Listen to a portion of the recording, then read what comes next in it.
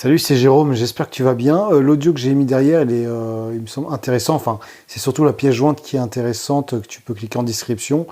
C'est que je parle d'une émission de télé où il y a Lio qui était invité donc chez Ardisson et avec une nana, alors je crois que c'est une nana ou une copine de Bertrand Cantat qui est clairement un père narcissique et Lio parle de perversion narcissique et des trucs quoi. Enfin, c'est vraiment génial, il faut vraiment que tu vois l'extrait, clique en description.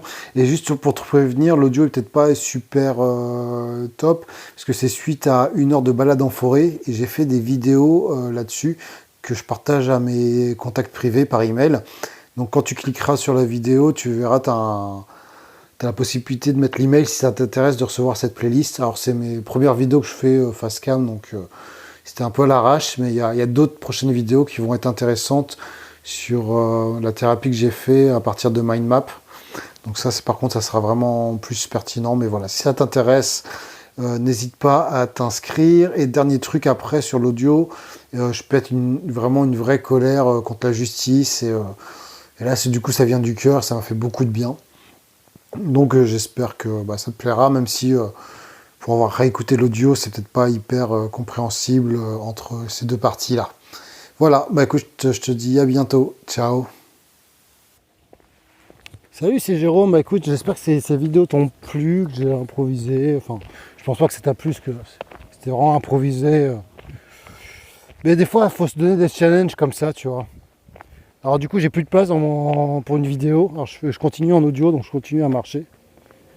Hop, attends, je vérifie que ça marche bien. Ouais, ça marche si je mets en veille mon téléphone, je mets mon téléphone dans ma poche et je continue à marcher. Faut se faire des challenges, il faut passer à l'action. Maintenant, je fais des tests, tu vois. Voilà, donc je vais poster ces vidéos pour 48 heures. Tu verras ma tête. Et là, je reprends les audios parce que voilà, je garde l'anonymat. Et je suis pressé finalement de te faire des vidéos sur d'autres thèmes que la personne narcissique. Et je sais pas si ça pourrait t'intéresser, mais si ça t'intéresse, tant mieux. Sinon, tant pis, mais toujours pour aller mieux dans le mieux-être, mieux du développement personnel, mieux manger, faire du squash. Je sais pas, plein de trucs que je vais faire, tu vois. J'ai envie de partager, moi, ce que je fais et des solutions. Bref, je reviens sur perversion narcissique, parce que tu adores ça. Lio. Donc là, je refais la vidéo quand je reprends du départ, donc là, de l'audio. Et donc, je suis tombé sur une vidéo, parce que je n'arrive pas à parler, de Lio, et je te la mets en description. On va voir en description et tu peux aller voir. Enfin voilà, tu la verras après. Qui parle de Bertrand Cantat, tu vois, et c'était une nana sur l'émission de Thierry Ardisson qui était invitée et qui défendait Bertrand Cantat. Bon, il disait bien sûr qu'il était coupable, mais voilà, et apparemment c'est une meuf qui sortait avec, je crois, enfin, j'ai pas fouillé, mais qui est aussi victime, qui dit oui, mais des fois il est cruel, machin, mais le pauvre il s'en remettra jamais, il a tué cette femme, ça. Mais Lio, elle est déglingue, mais merci Lio, quoi, mais je te jure, mais elle est belle, hein.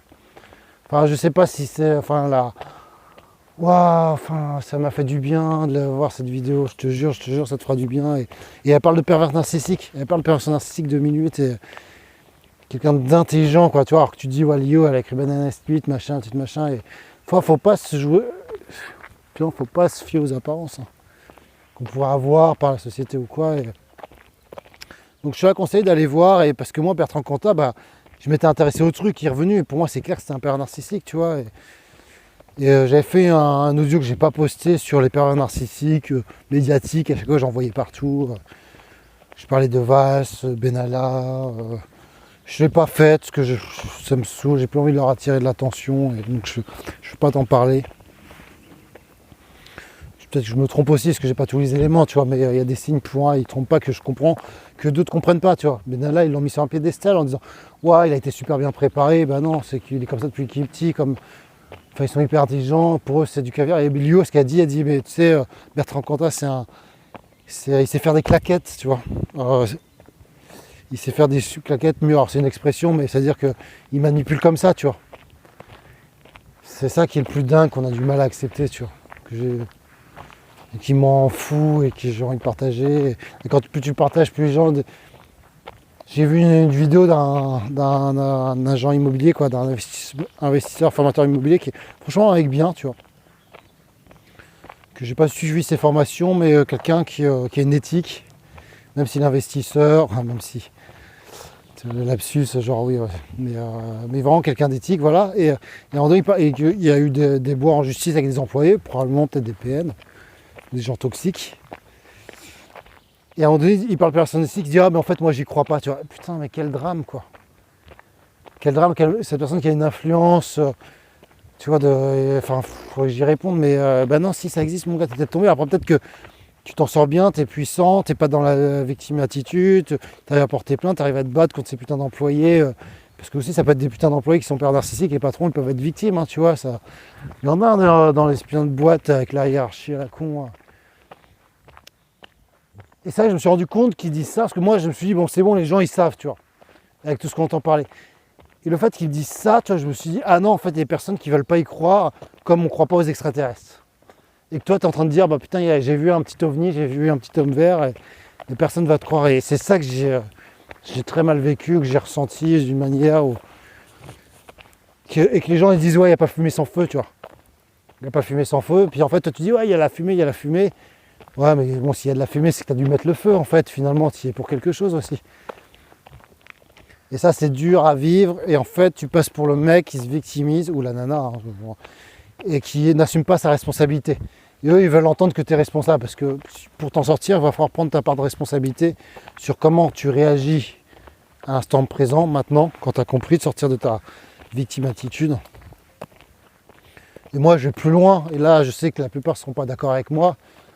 Il faut prendre toute la responsabilité de l'histoire et dire, en fait, j'étais complètement responsable parce que elle ou lui ne l'apprendra pas. Et si tu veux avancer, prends la responsabilité et avance quoi, merde. Voilà, t'es tombé sur un PN, t'es responsable. Maintenant, il ne faudra plus que tu tombes dessus quoi. Fais mal au cul parce que ouais, tu t'es fait niquer la gueule quoi. Tu t'es fait escroquer comme des personnes se font escroquer, comme t'es vraiment victime, t'es vraiment une victime, c'est vrai. J'avais besoin d'entendre ça, quoi, des gens qui me disent bah ouais, c'est vrai que t'avais vraiment été victime. Et c'est con, mais la société fait que la société n'est pas dans ton camp parce que elle utilise ou il utilise dans la mesure du possible. S'il ne le fait pas, c'est que ça passera pas. Mais s'il a la société avec lui dans le côté image symbolique, enfin comment te dire, voilà, on donne la mère, on lui donne forcément de base l'enfant quand il a moins de 3 ans, elle se dit j'ai une protection, là je veux dire j'en suis pris plein la tête.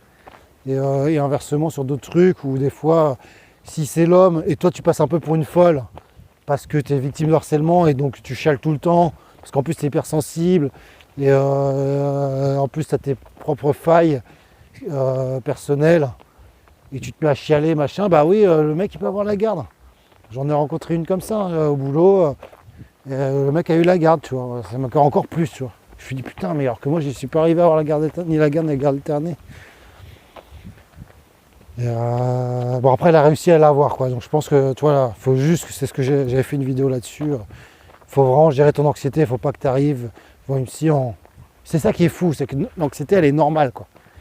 Tu es victime de harcèlement, c'est normal, mais eux ils vont dire elle est faible, ou il est faible, ou oui elle n'est pas passée à autre chose, il n'a pas réussi à travailler, ça peut être dangereux. Non en fait, c'est une réaction normale, t'es pas forcément dangereux, anxieux, machin, et c'est dingue hein, cette histoire quoi. Contrairement à ce que je pensais avant cette histoire. Et après il y a un cap que même 3 ans ou 4 ans avant, je suis encore obligé de faire des putains de vidéos et de dire putain ça, je l'accepte pas, tu vois. Il faut l'accepter.